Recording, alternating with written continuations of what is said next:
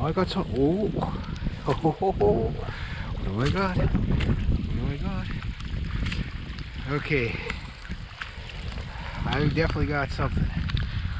And I don't know if you guys can see it from there.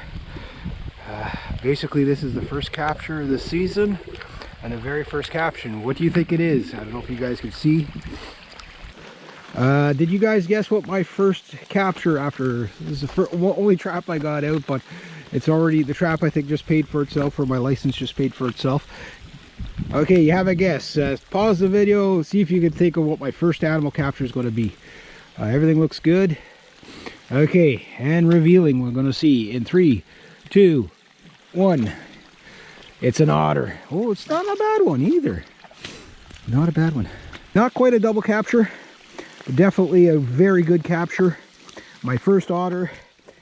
This is why you put the jaws under the water and stuff like that, and maybe you can put a stick across. The idea is to get them to dive into it so you get this kind of a capture. Don't set on the dam. I know people have been doing it for years. Don't do that anymore. You don't need to do that. You want to get a good capture like this. This was a really good capture. Whatever. His angle probably could have been a bit better. You can see where, you know, he's a little off to the side. But you can see the strength of these traps right there. That's what I'm talking about.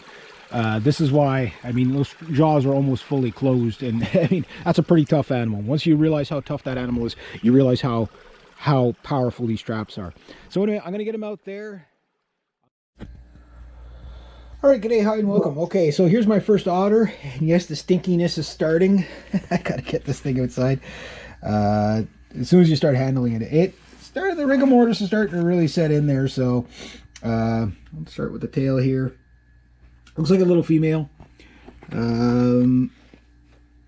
Looks in good shape. Look at the teeth here. I know the lighting's not the best. Teeth aren't all ground down. Jaw's kind of stuck there, but it looks like gums look good. No. Easy. Okay, that will. Oh, see, I'm going too far there.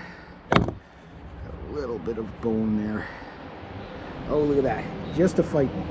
Just to fight me. That's okay. I'll get that.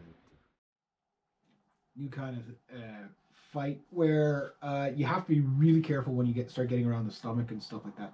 It doesn't, if you cut into the stomach at all, like, and it's so delicate around that area that it can be quite a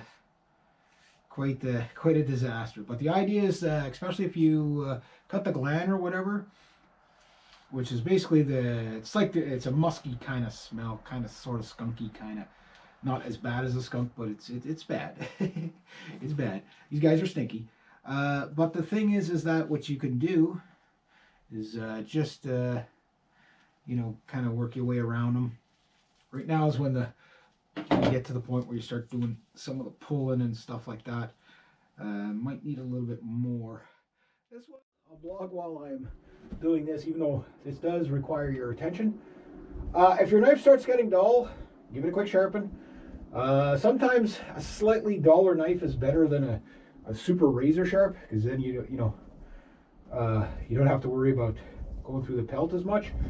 But just start gently. You can see the nice thing about the sharp knife is that I don't have to go hard at it at all. Right now I think I'm on his belly. Yeah, I'm on his belly side.